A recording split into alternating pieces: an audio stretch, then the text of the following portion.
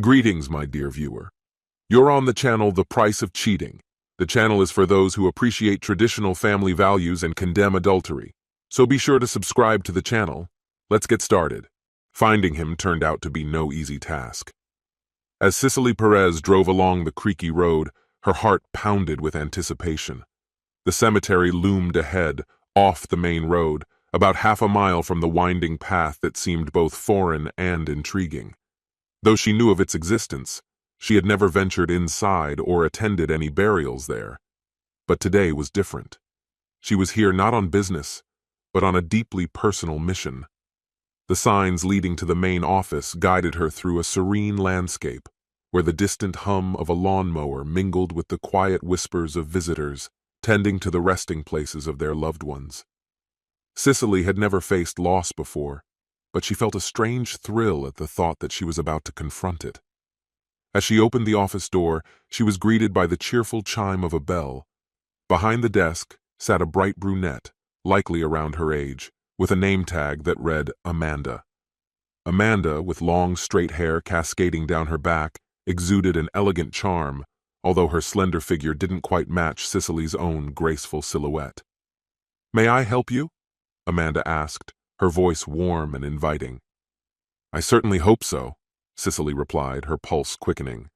"I'm looking for a man named Mason Green." "Is there anything I can assist you with?" Amanda asked, tilting her head slightly. "I appreciate it, but this is a personal matter," Cicely said, her tone firm yet polite. "I understand perfectly. He's on the grounds. Just follow the sound of the lawnmower," Amanda said, a hint of sympathy in her eyes. With these words, Cicely, feeling a surge of determination and curiosity, set off, resolved to uncover the truth that awaited her in the quiet grounds of the cemetery. After thanking Amanda for her help, Cicely turned to her, her eyes shining with gratitude, and then headed to her car. In the background, the lawnmower hummed softly, and she knew she'd soon need her car. As she settled into the driver's seat, a puzzled smile played on her lips at the thought that her ex-husband was now working as a gardener in a cemetery. This turn of fate was something she hadn't expected. She only learned of his career change through a chance conversation. Once a devoted teacher, he had vanished from her life, leaving her curious yet indifferent. Cicely drove along the winding road, the warm breeze mingling with the rumble of the engine. She reflected on what had been and what might have been when her attention was caught by a flash of movement. He was pacing back and forth on the freshly mowed grass, the lawnmower gliding over the greenery like a sentinel. She pulled the car as close to the edge of the road as possible and got out, feeling a mix of nostalgia and fear. As soon as he noticed her, the mower swerved sharply and clattered to a stop about 20 feet away. Cicely's heart raced as she saw him shedding the remnants of his workday. His hat and ear protection fell away as he approached. "Cicely, is that you?" he exclaimed, his voice tinged with surprise and curiosity. "How did you find me?" "Barbara's mother passed away a few weeks ago," she replied, trying to keep her tone steady. "I saw you helping during the service." His face softened, a flicker of regret passing through it. "I'm sorry to hear that. I don't usually help out at services, but they needed an extra hand that day.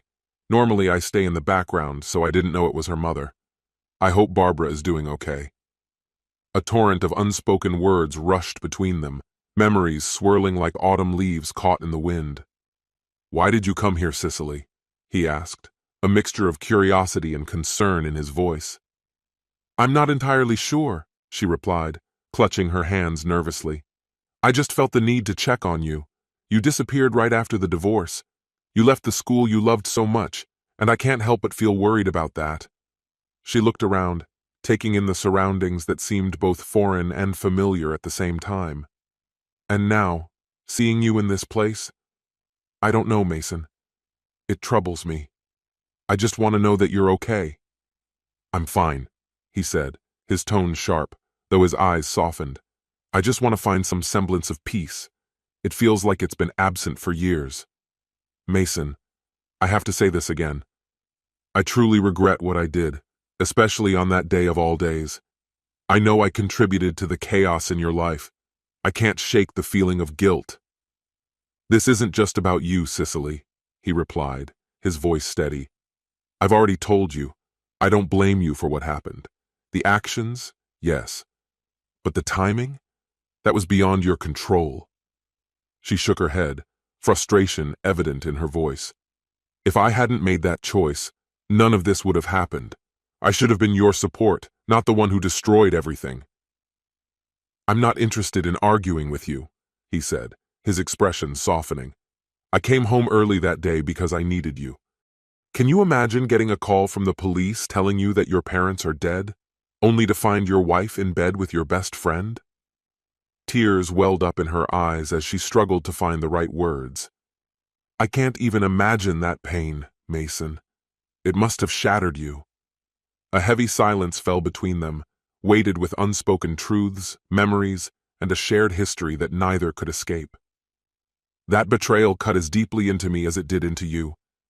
We were inseparable since childhood. Honestly, I can't even remember a time when he wasn't part of my life." Mason's mind drifted back to the aftermath of that fateful day, the day that changed everything. His therapist later explained that the trauma was so severe that he was suffering from post-traumatic stress disorder. The devastation of losing those he cherished shattered his very being. Cicely, trying to manage the chaos, took on the responsibility of arranging the funeral and dealing with the subsequent legal complexities. She thought that facing this tragedy together might help them reconnect and save their marriage. However, once Mason regained his composure, he had other plans.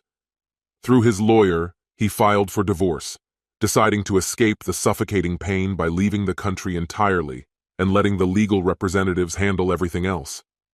The divorce proceedings were straightforward. Aside from a few irreplaceable personal items, Mason gave Cicely everything. The untimely death of his parents had unexpectedly left him financially secure, making him indifferent to material possessions. He vanished from her life, maintaining silence until this moment. "Have you finally found the peace you were searching for, Mason?" "I'm trying, Cicely. I'm seeking help, and slowly things are getting better." "I'm truly glad to hear that," she replied, her voice softening. "But I still love you and wish you success on your path. I won't intrude in your life anymore, but my number hasn't changed. If you ever want to reach out, you know where to find me. I think I came here looking for closure, and I believe I've found it. I truly believe everything is going well for you. Honestly, I suppose I'll leave you alone now. Goodbye." Mason waved as Cicely turned away, her silhouette framed by the setting sun as she headed toward her car. She glanced back at him one last time, a faint smile crossing her lips before she drove off, leaving a trail of dust behind her. Few knew that this would be the last time he saw her. He had heard rumors that she was seriously ill, but he couldn't shake the feeling that it was just gossip. With a heavy heart, Mason restarted the lawnmower and resumed the monotonous task of cutting the grass, a chore he often found solace in. But today was different. The rhythmic hum of the mower seemed more to drown out his thoughts than to calm them. He was eager to finish the patch he was working on before his ex-wife's unexpected visit completely disrupted his day. Once the job was done, he put the mower away in the maintenance shed, tucked in the far corner of the cemetery, a place that usually gave him moments of peace amid the chaos of life. But as the door creaked shut behind him, he couldn't shake the feeling that something significant had just transpired. After washing his car, he headed back to the office, closing the shed door with a satisfied clang. As soon as he stepped inside, the cool embrace of the air conditioner enveloped his damp torso, bringing much-needed relief from the heat. Entering the maintenance room, he took off his shirt and let the cool air soothe him. Before long, he felt someone's eyes on him. Turning around, he saw Amanda leaning against the doorway, her eyes gleaming with admiration. "Who was that?" she asked, a note of curiosity in her voice. "My ex-wife," he replied, shrugging. "I thought so. What did she want?" It took him a moment to gather his thoughts and recall the conversation as accurately as he could. "I'm not entirely sure why she came. Maybe to check up on me, or to ease her own conscience. Perhaps I'm not the only one seeking peace." "Are you okay?" she asked, her tone shifting to concern. I'm fine. I'm moving on. Throughout the evening, Mason reflected on that fateful day.